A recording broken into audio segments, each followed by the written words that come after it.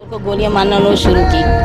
गोलियां मारी, आखिरी में मतलब दिल पे उनके सांस था थोड़ा, तो उनको खंजर मारा दिल के ऊपर। घर में घुस के सबसे पहले मेरे ससुर फैज मोहम्मद उनको कत्ल किया उन्होंने गोलियां मार कर।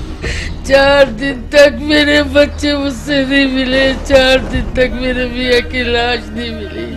कभी सिविल में फेंक दी जाती थी, कभी अब्बासी में फेंक दी जाती थी, कभी मुर्दा खाने में रख दी जाती थी, कभी ऐदी में रख दी जाती थी। पानी था, पानी मटके में उन्होंने मतलब केमिकल ऐसा डाला था, वो डाल के कहते थे कि तुम लोग ये पानी पियो।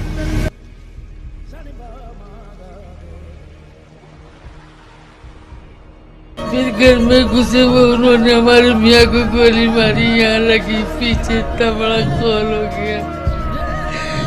फिर हमारा घर लूटा, पैसे निकाले, फिर बच्चों को, बच्चे भाग गए डर के मारे।